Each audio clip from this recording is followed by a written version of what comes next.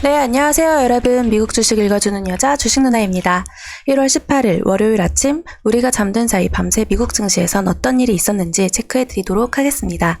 지난주 미국 증시 3대 지수는 모두 일제히 하락 마감됐죠. 다우 지수 마이너스 0.57%, S&P 500 지수 마이너스 0.72%, 또 나스닥 지수는 마이너스 0.87% 하락 마감했네요. 조 바이든 대통령 당선인이 추가 경기 부양책을 공개했지만 이미 시장에 선반영됐다는 인식 속에서 증세 우려가 커진 점이 증시의 부담으로 작용된 모습이었습니다. 바이든 당선인은 전날 1조 9천억 달러 규모의 추가 경기 부양책을 공개했었는데요. 미국인에 대한 현금 추가 지급, 실업수당 지원금 확대 및 기간 연장 등의 방안이 포함됐었고, 인프라 투자와 기후변화 대응 등에 초점을 맞춘 또 다른 재정 부양책을 다음 달 발표할 계획이라고 예고했었죠. 그러나 시장에서는 이미 부양책 기대감이 상당폭 주가에 반영된 데다 증세 가능성 우려가 커지는 모습입니다. 또한 이날 발표된 미국 소비 지표가 악화된 모습을 보인 점은 증시의 부담으로 작용되었습니다. 미국 상무부는 지난해 12월 소매 판매가 전월 대비 0.7% 감소했다고 발표했는데요.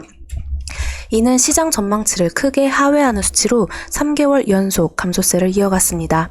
특히 식품, 휘발유 등을 제외한 근원 소매 판매가 1.9% 급감한 것으로 나타났습니다. 뉴욕 연방준비은행이 발표한 1월 엠파이어 스테이트 지수도 전월 4.9에서 3.5로 하락했으며 시장 예상치도 하회한 수치였죠. 미국 노동부가 발표한 12월 생산자 물가 지수가 전월 대비 0.3% 상승했지만 시장 예상치를 밑돈 수치였습니다.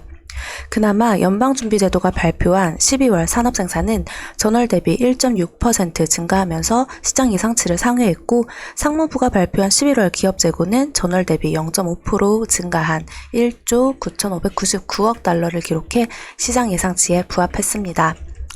여전히 코로나19 재확산 속 경제 봉쇄 우려가 지속되고 있는 점은 증시의 부담으로 작용되고 있습니다. 영국은 모든 입국자에 대해 코로나19 사전 검사 및 일정 기간 격리를 의무화했으며 독일과 프랑스도 봉쇄를 더욱 강화할 것이란 소식이 전해졌습니다. 코로나19 초기 진앙지인 중국에서도 환자가 다시 증가하고 봉쇄 조치가 강화되고 있다고 하네요. 그리고 화이자가 유럽 지역에 제공하는 백신 물량을 당분간 계획보다 줄일 것이라고 발표하는 등 백신 보급에 대한 우려도 커지고 있는 모습입니다. 이날 주요 은행들이 엇갈린 실적을 발표한 가운데 큰 폭의 하락세를 보인 점도 증시를 하방으로 이끌었는데요. JP모건 체이스는 시장 예상을 웃도는 4분기 손익과 매출을 기록했지만 시티그룹과 웰스파고는 매출이 부진한 것으로 나타났었죠. 이에 시티그룹이 마이너스 6.93%, 웰스파고가 마이너스 7.8% 큰 폭 하락했고, 양호한 실적을 발표했던 JP모건 체이스도 마이너스 1.79% 동반 하락하는 모습을 보였습니다. 국제유가도 하락 마감하면서 엑슨모빌 마이너스 4.81% 마이너스 됐고요. 또 쉐보론 등도 동반 하락 마감했습니다. 그리고 또 이제 테슬라 쪽을 한번 볼까요? 테슬라에서도 이제 매물 출회가 많이 됐죠. 마이너스 2.23% 하락 마감했고, 테슬라를 비롯한 전기차 관련 섹터에서 모두 일제히 하락하는 모습을 보여줬습니다. 아무래도 또 차익 실현 매도 물량 많이 출회되었다고 해석해 볼 수 있죠. 오늘 미국장은 마틴 루터킹 데이로 휴장입니다.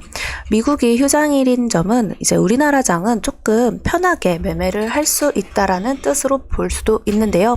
이유는 오버나잇 했을 때 이제 밤새 미국에서 어떤 일이 어떻게 될지 모르는 그 불안감이 해소되는 날이라고 볼 수 있으니까요. 오늘은 코스피 코스닥 지수 모두 조금 다시 반등을 해줘서 이제 이 흐름, 5일선 흐름, 11선 흐름 위에서 타고 가는 상승 추세 다시 만들어가는 그런 날이 되면 좋겠네요. 자, 그럼 오늘 미국 증시 마감 브리핑은 여기까지 할게요. 영상 재미있게 봐주신 분들 구독과 좋아요 그리고 알람 설정 댓글도 많이 부탁드립니다. 이상 주식 알려주는 여자 주식 누나였습니다. 또 만나요.